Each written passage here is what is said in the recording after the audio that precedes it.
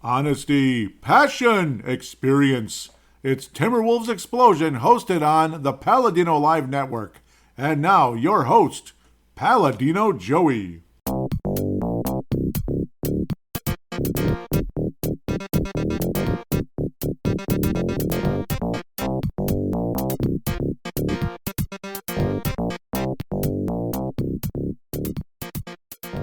Hello again, Timberwolves fans. Are you ready for the explosion of Timberwolves basketball? I am your host, Paladino Joey, or Joey Awajan. Timberwolves Explosion is available on all of your favorite podcasting apps. Thank you once and always for downloading and listening to the show. It is a great pleasure to be back on board with you once again today. It's kind of shimmering. It's crisp outside. The sun is shining beautifully. Beautiful blue skies, just like the blue jerseys of the Timberwolves, as the Minnesota Timberwolves indeed go 3-0 this past week. 39-16, number one in the Western Conference. Chris Finch will coach the All-Star game. Karl Anthony Towns will compete in the three-point contest, and Anthony Edwards will compete in the skills competition. Need we say more? Rudy Gobert is the defensive player that, well, we'll get there.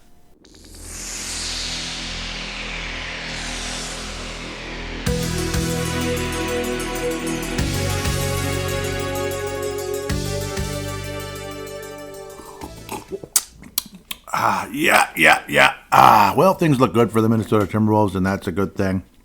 Lemon and the tomato juice. Yes, I know, it's probably becoming too much. What's also becoming too much is not only is Travis Kelce that stupid dimwit in every commercial. Yeah, I don't even want to get into the stupid game. That's just freaking ridiculous. But not only is he in every sneaking commercial, now they're bringing Jason Kelce in commercials. When is it going to stop? But I'll get off of that. Sorry. Minnesota Timberwolves look excellent going into the All-Star break. We're about 2/3 into the season, not halfway through. Still atop the Western Conference, like I already talked about. What a wonderful week. And what's also wonderful is I finally did something right when it comes to fan interaction. I basically put out a bat signal, like something I'd been doing for Brave the Wild the last few years, which is what a close friend of mine, Derek Felska, recommended with Brave the Wild at the time. And yeah, finally getting some interaction now. Like, why didn't I do that before? So apologize. So understand all of you are busy or whatever. Maybe you're not thinking about it at the time, but it's wonderful to hear from you. You know, even if it's two or three of the absolute pillars of the show. I just absolutely love hearing from you. So I also absolutely love watching the Timberwolves play as well as they did. Right out of the gate, well, we had to wait 3 days to get there. Last show was, Friday the 9th of February, right? Timberwolves didn't get to play again until Monday the 12th. What was it, All-Star Week? No. This next week is. 3 games to review, no games to preview. Next week it'll be no games to review and 4 games to preview. But we'll jump right into our feature presentation. Wolves and Clippers, Monday the 12th of February. And now, our feature presentation. Oh my goodness. The Timberwolves got up for this game, didn't they? They showed up. They did not underachieve. They did not look like a team that doesn't belong in the league's elite. They look like a team that absolutely belongs in the league's elite because the Clippers have been playing insanely well. The Clippers are finally healthy. Timberwolves, stay healthy, please. Do that, please. That would be great.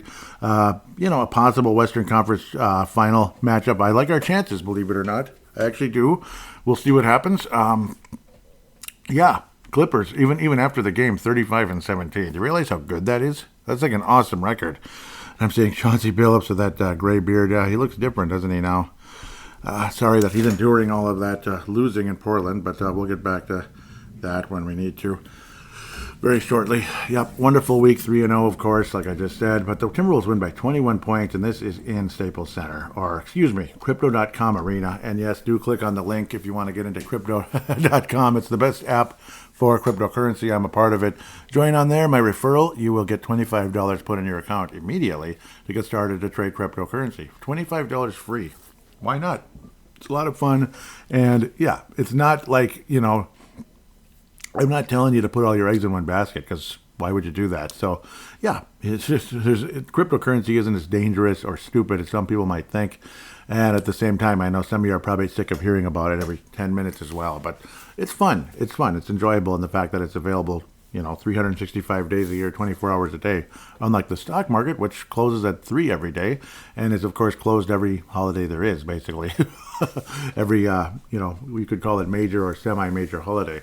Nickeil Alexander-Walker was valuable pretty much all of this week. He had 15 points versus the Clippers off the bench. What a great week for Naw, as we like to call him, 5 assists. The Timberwolves did, of course, acquire Mr. Morris, Monte Morris, but his role is very small at this stage because, he's very rusty. He was coming back from an injury. I believe it was a shoulder injury, if I'm remembering correctly. But yes, coming back from an injury, and he's, kind of out of shape and all that stuff. That's the main reason why he'd been out, or why he had played so limited amount of games coming into the, with the Detroit Pistons and ultimately to the Minnesota Timberwolves. So that's kind of how that goes, unfortunately. Still kind of debating on things here, but an awesome game versus the Clippers nonetheless. And yes, I'm an idiot. It's a quad injury. That's what was distracting me. Apologize there. Obviously, all kinds of distractions going on today. It's been kind of a weird, busy day here behind the scenes, but nothing important, just annoying a little bit. But anyhow, let's get off of that and back to where we need to be with the Timberwolves. Obviously, again, this is one of those, historical games during the season, the course of the season, during a historical season regarding the Minnesota Timberwolves, and hopefully one that ends with the ultimate happy ending, if you can probably guess what that is. Amir Coffey, former Gopher, 10 points off the bench. Kobe Brown, gosh, it's like from a distance, you see Kobe and then BR, it's like, what? What's going on? So it's kind of funny when you see that. Bones Highland didn't even play. What's up with that? Bones Highland didn't even play. And I don't think he's on a different team or anything, just DNP. That's kind of weird. Not injury-related game time decision. Well, I'm sorry to hear that. I don't know. I don't know why that keeps happening. What's up with Bones Highland? Well, because we liked Monte Morris more, I guess. But one way or another, the Timberwolves played an excellent basketball game. And it was wonderful to see it. You even got to see Josh Minot get out and play, get a couple of rebounds. Daisha Nix out there. Not Bo Nix, maybe the future Vikings quarterback. We'll see if he winds up with Minnesota. Check out Purple Mafia for that kind of conversation coming up in a week or two or something. State of the Vikings 2024. I'm talking about everything but the Timberwolves here so far. 4 blocks by Rudy Gobert. Another amazing week for him. Just amazing. He had a great quote during the course of this week when, was it Marnie Gellner was talking to him. I think it was the other lady, but they're talking to him about like players fear you coming into the lane, and he said they should, and it's like yes they should, and that's an unbelievable pride in a good way, the good type of pride, the kind of pride like I'm good at what I do, like not like an arrogant ass, that type of attitude. But again, just an insanely positive game for the Minnesota Timberwolves. Highlights off and on. Anthony Edwards driving to the lane. Also wound up with 8 assists in the game. Karl-Anthony Towns, solid 8 of 12 from the floor. 8 of 18 for Anthony Edwards. Yeah, he stunk from three-point range, so at least he attacked the basket a little bit, and that helped. And he made all his free throws, so that always helps. Rudy Gobert made all of his free throws, as that had been a problem earlier in the year. So that's actually insanely encouraging. When there was like some hack-a-Gobert moments earlier in the year. I think it was against this Clipper team, right? They were giving him a hard time. They're making fun of him, and then it ended up beating ended up making the Clippers look like fools. Guys like Westbrook and stuff talking all kinds of stuff, and he's not even a starter anymore. He's not even a starter, and he's making like $1 billion. Conley, Anthony Edwards, and Nickeil Alexander-Walker, and let's add Kyle Anderson combined for, it's 4 players, right? Combined for 26 assists. Another crazy stat that was thrown out this week is that 778 times a team plays against on the road against teams of 15 games or more above 500, and the Timberwolves are like the first team ever to win by more than 20 points in consecutive games against teams on the road that are 15 games or more above 500. Hopefully I said that correctly, but 2-0. The Timberwolves went 2-0, which is an absolute insane statistic. So this could potentially be a pretty historical team at the end of the day that might end up winning it all. You just never know, and I think they're in the conversation. So, and this Clipper game was absolutely an example of something pretty special going forward. It really was. And, the Clippers are what they are. You think about the Clippers, you think, oh, they're not that big of a deal, but maybe they are. So the consecutive games are obviously at Milwaukee, 129-105. They're 15 games or more above 500, and we won by 20 points. We're the first team to do it ever in 778 times where you play against, consecutive games with teams with records that good, and you win by 20 both times. So an amazing statistic going forward. So we'll get off of that now, but exciting to say the least. 121-109, a back-to-back. The Timberwolves definitely started, well, they didn't start slow, but it felt like they started slow against the Blazers because the Blazers would go on runs on multiple occasions, like kind of around halftime. It was like a pretty close game. Timberwolves had a pretty good first quarter. They got kind of tired, and then they kind of took over in the fourth and finished things off. As it looked a little bit scary in that third quarter, as the Blazers had the typical anti-Wolves third quarter, that we were used to in the past when this was not a good basketball team. We used to get crushed in the third quarter. Remember those days? So when you were saying bleep the third quarter, you'd see that all over the Facebook pages and such. But Anthony Edwards, yes, driving to the basket, some explosive play overall. 27 shot attempts is way too much. But at least he made more than half of them, though. So obviously, again, driving to the basket quite a bit, and also 4 of 8 from outside. An amazing game by Anthony Edwards. Absolutely sick. But then you had Nickeil Alexander-Walker, who just missed a single three-pointer in the entire game. Otherwise, he was 6 of 7 from the floor, 5 of 6 from downtown, 18 points, lots of clutch corner three-pointers that helped put this thing away in the fourth quarter. He also added 2 assists. Kyle Anderson added 8. Mike Conley added 6. Anthony Edwards, only 2 assists, but they were well-timed and stuff. And, those hockey assists, that kind of stat that's invisible unless you're really into the analytical stuff. Obviously, a huge game by Anthony Edwards. An amazing stat by Mike Conley in the game, who only had 7 points. Didn't shoot well, so Conley's not been shooting well lately. He was red hot for quite a while. But 3 blocks by Mike Conley. That's crazy. 9 blocks in the game. And I was thinking, 9 blocks, how many did Gobert have? 1. What? 9 blocks and Gobert had 1? Well, Nickeil had 1. That'd be Naz Reid had 2, which is great. You don't see that all the time, but he's a better defender than you think. Jaden McDaniels, he had like 4, right? No, he only had 1. It was Mike Conley who led the club in blocks, which is hilarious. A 36-year-old point guard, but obviously he's capable of playing defense. And, obviously when his dad was an Olympic star, which he was, Mike Conley Sr., an Olympic star, a gold medalist, Olympic star with all that, I don't want to get into the details too much, but maybe it's no surprise that Mike Conley's in such spectacular shape at his older age. So this might end up being a nice long-term relationship with Mike Conley. Hopefully he gets a ring out of it, and maybe even more than one. Wouldn't that be amazing?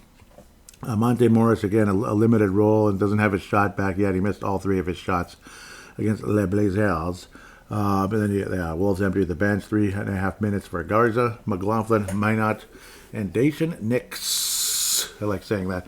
And they combined for, Garza had 5 points. He made a 3-pointer. Obviously, he's an offensive juggernaut. His defense is what's kind of keeping him out of regular rotation minutes, but obviously an insanely talented offensive player in the case of Luka Garza. Kind of similar to the other Luka in terms of very talented offensively more than defensively, but obviously completely different players and stuff.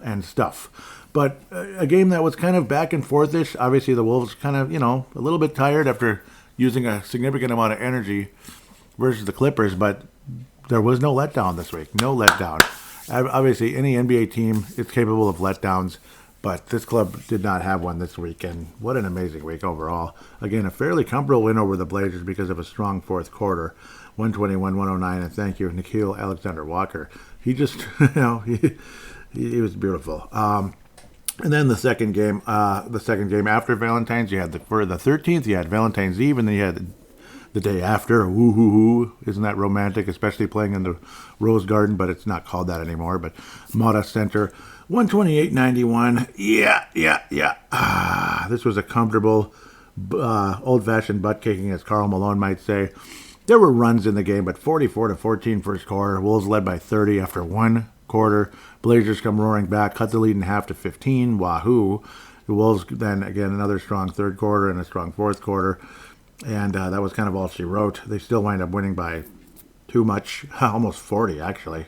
The Wolves won by almost 40 points in this game. 29-15 fourth quarter, because we just kind of kept, stealing the ball, going up the court, and then hitting shots. That's pretty much what was happening. The Blazers were like kind of bleep this mode, Anthony Edwards with 34. Another great game by him. Nickeil Alexander-Walker, only 2. Dang it. Come on, Nickeil, but I guess it doesn't matter too much. Still played over 20 and a half minutes.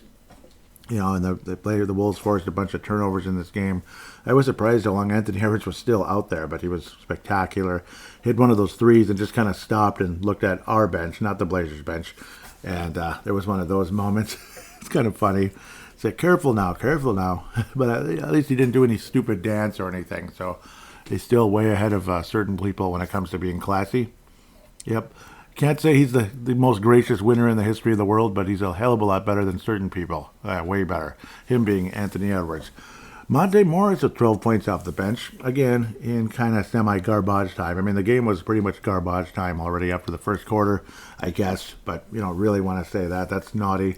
And, you got to do a little bit more than just play one quarter because crazy things can happen. Only 36% from outside. That's crap. Just kidding. 11 of 30 from downtown. It's okay. It's not good, but it doesn't matter. The Wolves were attacking the basket more in this game, I'd have to say. Anthony Edwards exploding to the basket. But again, that late three, which gave him 34 points, kind of was all she wrote. Timberwolves went extremely comfortably versus the Blazers, and I do believe that is a season sweep, if I remember correctly. Unless there is one more game. I hope there is, if we're going to play like this against them.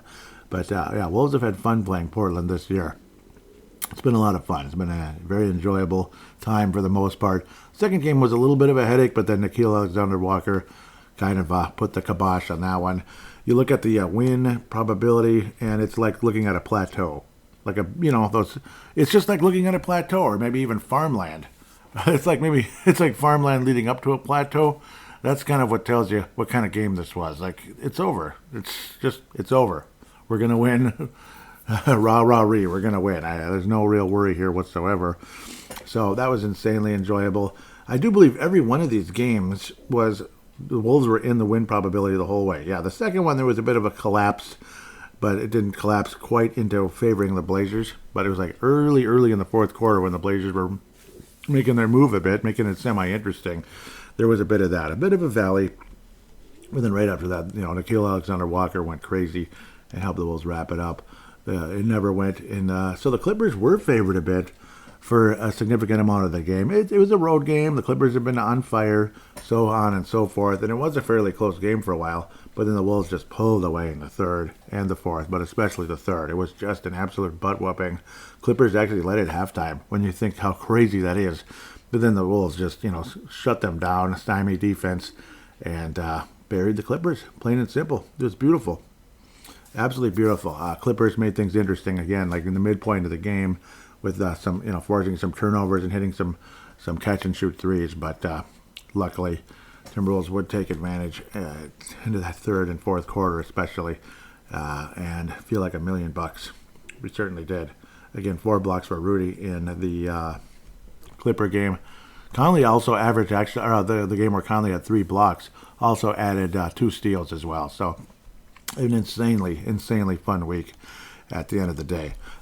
So again, this is going to be a shorter show, definitely, because there's no previews. It's going to be a 2-segment show. It's going to be game reviews and, and fan interaction. So it is what it is. And the next week will be previews and fan interaction. It's All-Star Week. So it's going to be shorter shows, but at the same time, incredible excitement, incredible fun, extreme positivity, that amazing statistic. What is it? 778 times a team played 2 teams on the road, consecutive games on the road against teams that are 15 games or more above 500. And it's the first time in NBA history that a team beat both of those teams on the road by 20 or more points. So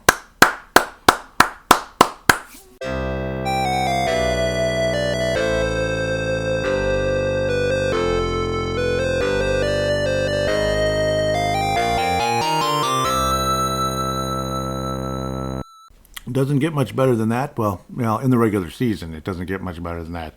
In the postseason, it gets much better than that. Because I'm not satisfied with regular season success. That's kind of been the the Achilles heel of the Vikings, the Wild, and every team that's ever played here, except the Twins. I guess 87, their postseason was better than the regular season. In 91, it just kind of continued. But that was also 1991. That's the second one. 87 and 91 is a long time ago, folks. Some of us are old enough to remember it, and a lot of us are not.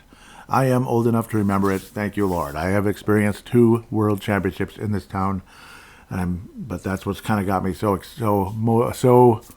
hungry for another one because it's been such a long wait.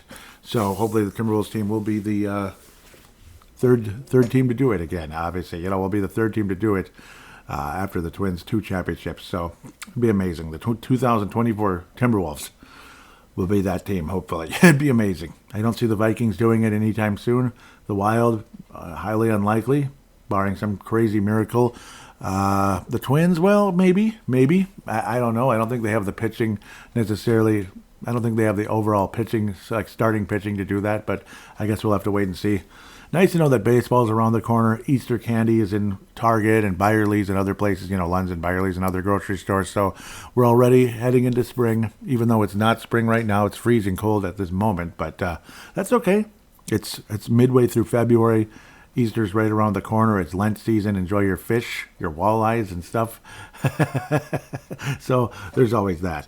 The Lone Wolf Award for this week, it's going to be 2 guys. Anthony Edwards absolutely has to get it, but also I think Akil Alexander-Walker deserves a huge, amount of credit for getting the job done, and he was just flat amazing this whole week for the most part. He had a quiet 3rd game, very quiet, but still his defensive production is unbelievable.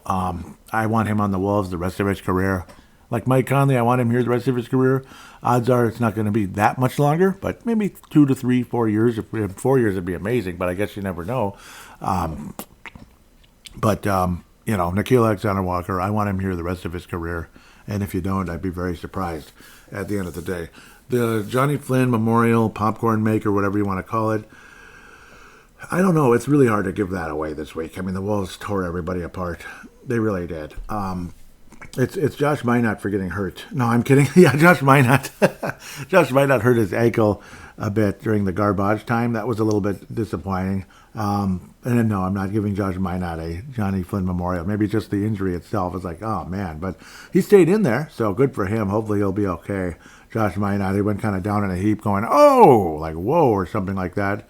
And, he was hobbling a bit, but he stayed in the game.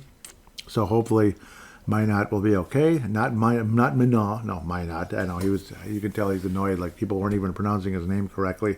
So, and I was one of them. Maybe he heard my show just by accident sometime, because I wouldn't doubt for a second that professional athletes have heard my shows at least once or twice in their life for like 5 minutes, and we're like, who the hell's this clown? But or this guy's better than some other people. Maybe. Hopefully he is. Well, enough of self-indulgence, right? The Wolves have every right to feel excellent going into this All-Star break. Will I be watching the game? Doubtful, but maybe off and on in the background. Maybe I'll be doing some DoorDash, who knows, but All-Star, the three-point contest and the skills competition, we'll see. Yeah, I mean, I'll try to catch some of it. Why the heck not? So I'm not going to give you a huge breakdown or anything unless, for whatever reason, I really, really get heavy into it, but we'll see. We'll talk about the 3 games to preview coming up. I believe we'll be playing the Bucks again next week. Yeah, so we'll be previewing those next week. It's the Bucks, the Brooklyn Nets. These are all home games, by the way. The Bucks, Milwaukee Bucks, Brooklyn Nets, San Antonio Spurs, and Memphis Grizzlies. So a chance to keep things rolling in the right direction, and we'll see how things go. Nice recovery since losing to the stupid Bulls, 129-123. That was a disappointing basketball game. But since then, it has been quite a butt-whooping along the way. Quite a butt-whooping. 25-point win versus the Bucks. 21-point win versus the Clippers. The Wolves did not win by 20 over the Blazers, which is funny in the first game. That was a, 12-point win? That's only 12? Weird. And then 128-90. Wow, that's practically 40 there. So what's 37 points? It's insane, man. So with that said, we're going to take a quick break and come back for a little bit of fan interaction.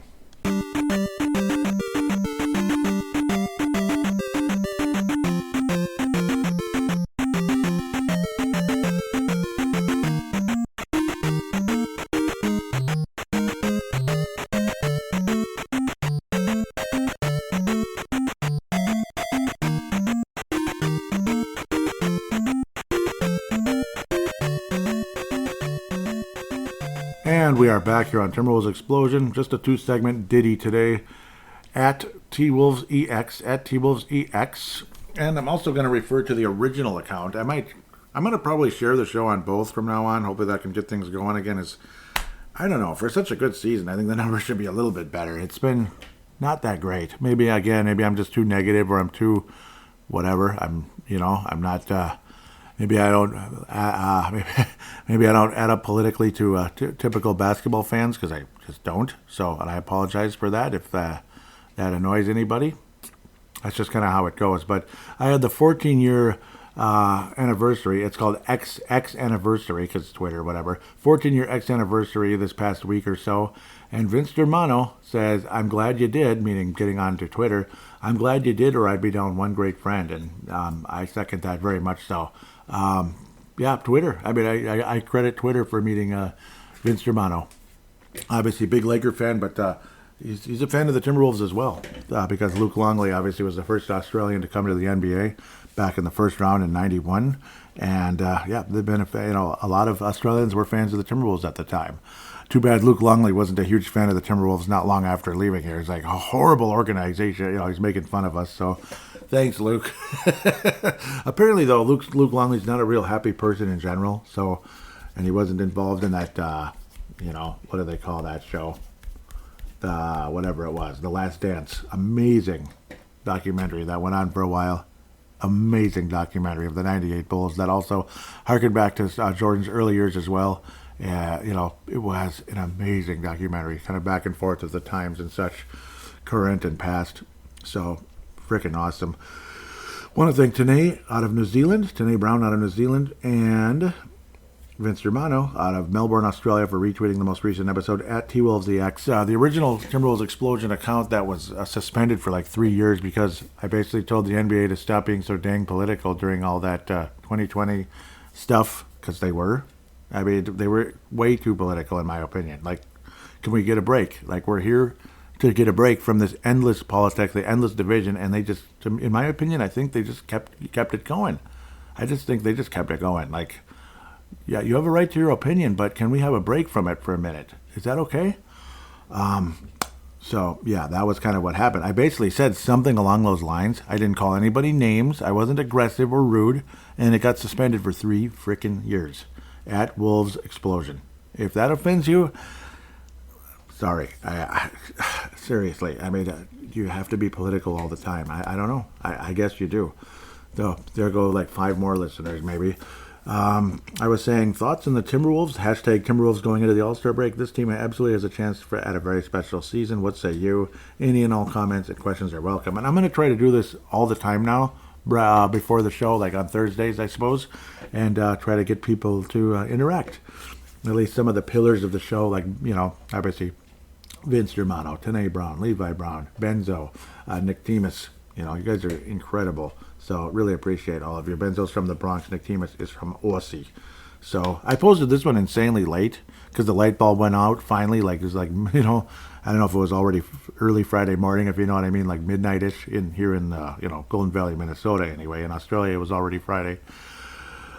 Okay, let's get to the point. Levi Brown says, if you were offered their current record at the start of the season, you'd take that 10 times out of 10, especially after an ultimately disappointing result last season. God, yes. They've hit some rough stretches, as almost any team does, but they've seemed to respond well to those. And yes, they have. That was so cool. Looks like there's a response to that one, and that's Levi continuing, apparently, out of New Zealand, by the way. The defense has been the best part of the season, in my opinion. Yeah. And if they can carry that over to the playoffs, anything is possible. Anything less than the 4th seed would be a disaster from this point. But no reason they can't retain the top spot. I agree. I think the Timberwolves should remain in the top. Timberwolves should absolutely remain in the top seed. There's some more. Yep, Vince Germano. I'm excited for you guys. If it isn't my Lakers, I'm happy for it to be the Timberwolves. You've got all the pieces, and if you sign Marcus Morris, that's the other conversation out there. Marcus Morris, that's been a rumor for a while now. It just strengthens the bench even more. Only concern is if Conley goes down. Fingers crossed he doesn't. Yep, fingers crossed, and knock on wood. I hope not. And then, of course, now we'll have 2 M. Morrises, Marcus Morris and Monte Morris, if the Wolves indeed do sign Marcus Morris. Benzo from the Bronx. Benzo from the Bronx. I love that. Yeah, man. This year has been special and will continue to be. Can't wait to see who we add with the 2 roster spots we have. Great times are ahead. And yeah, absolutely. Absolutely. And again, I'm going to try to make this a trend. That way we can get, I can get more interaction. It'd be wonderful to hear from you. So wonderful to hear from you guys as much as possible. And I might even try to add a couple extra out there. But yeah, I mean, anybody out there listening that hasn't interacted with the show, please do. At TWolvesEX. Also on Instagram, it's Timberwolves_explosion. And then Facebook.com/Timberwolves Explosion. Huge shout out to Scott Doherty. Wolfpack from Flip to Finch. And looks like Finch might be the best Timberwolves coach in history the best coach in Timberwolves history. Even Jim Peterson is saying that now. And you can imagine Jim Peterson being very loyal to Flip Saunders. So that says a lot if Jim Peterson's saying that. Jim Peterson's a pretty loyal type of guy. And, he's a very honest person as well. Really love what Jim Peterson has brought to the Timberwolves over the years. I think his early days, he seemed kind of like almost like a fanboy. Like he was kind of like, oh, everything's going to be fine. He was different back then. Now he's much more, over the years he got more and more like honest, and man, he's awesome. I really appreciate Jim Peterson for the job he does as color commentator for the Timberwolves on TV. So on television, it's called a television. It's exciting, after the Great War, we now will have the television here to follow World War II after the Great War. Okay, sorry. I had to do that. As I'm seeing walleyes on the screen here again, it's a fish kind of day. Fish Friday, and it's Lent season and all that, and I'm not even Catholic. I'm Christian. I'm like born again Christian. That's a difference. But but I enjoy Lent season for the sake of the fish. Fish is good for you, anyway. So it is what it is. Deals on fish, you can't go wrong with that. So I know I've kind of gone all over the place today, but yeah, I mean, there's just less Timberwolves conversation in general. Well, less games to talk about, less games to review. Obviously, the conversation can go on forever. I probably should come forward with more and more over the course of time. Hopefully, I'll have more topics to add to the show, but I don't know. I mean, Nickeil Alexander-Walker, I think his value is off the charts. He's a huge reason for the success of this team.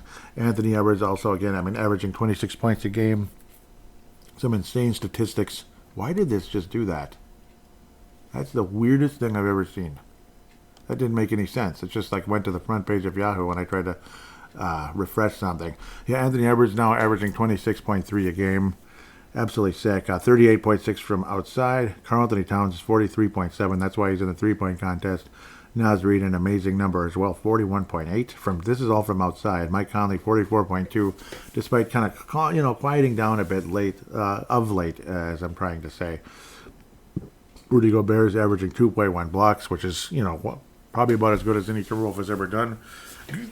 What always drove me crazy is how long and how spectacular defensively Garnett was, and how long and athletic he was. He was always a little bit late on blocks. You couldn't believe how many goaltending calls he would get. It was crazy. I still remember that. I'm like, yep, that's a goaltending, and the whole crowd would boo and get all uptight. It was goaltending. You could see it a mile away. Way up in the upper deck, I could see it, and fans were booing. Like, guys, it's goaltending. He was late. He was about a half second late, and you could see it. Just watch the game. That's all you got to do. Stop being rubes. I just would sit there kind of smiling. It's not because I'm this huge anti-Garnett person, even though I'm not as big a fan as some of you out there. There I go. I lost more listeners now.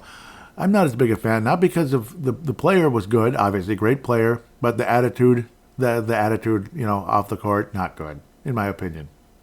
I don't like the attitude off the court, and I don't know. It is what it is. I think I better get off of that right now, though, before I piss off everybody listening, and there's 5 listeners remaining. But at least it'll be the pillars of the show. At least I'd hope so. Yeah, with that said, again, what's Nickeil Alexander-Walker? Almost 38% from three-point range. Field goal percentage, 43. I know I don't need to just go over stats like crazy, but it's always interesting, though, just for curiosity's sake, how's Troy Brown doing so far in... he hasn't played a single game. No, he has. He's played 3 games in Detroit already. I don't see anything. I'm going blind here. Oh, I'm almost 7 points a game. Good for him. Almost 4 rebounds. Nice. 40% from three-point range in 16 minutes in 3 games. 16 minutes on average. Good job, Troy. Yeah, that's somebody I'm rooting for. As for Shake, how's he doing in Detroit? How's he doing in Detroit? 3 games, 17 and a half minutes. 8.3 points. That's 6 rebounds? Wow. Huh. That's not bad. Made a couple threes. Yep, his field goal percentage is not that good. 41% from the floor, not from three-point range. Slightly better than here, and he's actually made a little bit more threes. He's attempting more threes also in Detroit. So more of an actual rotation role for the awful Pistons, but maybe he'll be a factor there. So you're just kind of, you're curious to see how these guys do. And you know what? I'm rooting for both of them. Go get him Shake and go get him Troy Brown.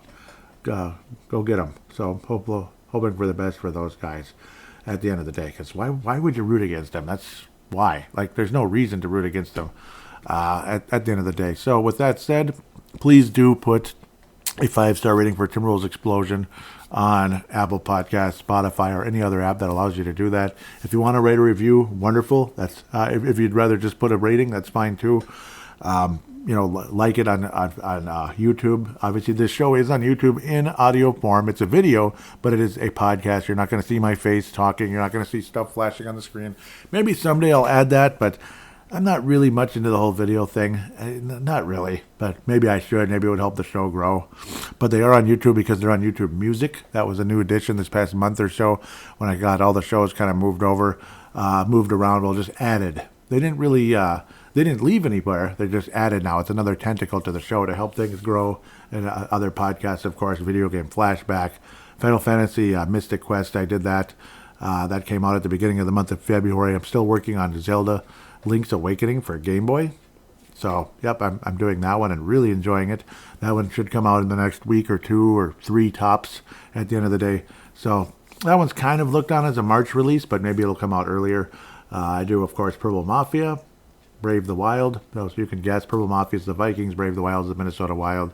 So, check those out if you want to. If you don't, that's totally fine. But if you like the show and want to help it, the algorithms make a big difference. And, of course, calling into the show is 100% welcome, and I'd love to hear from you, like Tanae has done, like Vince has done. I believe Wayne Hunt has done it in the past. Yeah, basically all you do is pick up your smart device, open the free voice recording app that's on every smart device on the planet. Just press record and talk like a phone call. And or you could use your computer with Audacity or something, just say, hey, Joey, and talk about whatever you want with the Wolves. Your comments, your thoughts are 1,000% welcome. Then send it, email them to paladinolive@yahoo.com, paladinolive@yahoo.com. That will be in the show description. I will then be able to convert it into an MP3 file if need be, thanks to cloudconvert.com, an awesome webpage that offers, free... offers you, free service to convert files from M4A or whatever else into MP3 or whatever else. So you can put them in the editing software, in this case, Audacity. With that said, thank you so much for listening. Please tell your friends, word of mouth and all that. It's greatly, greatly appreciated. Hope you all have a wonderful week, and we will be back next week to preview the upcoming games and have some other conversation along the way as well.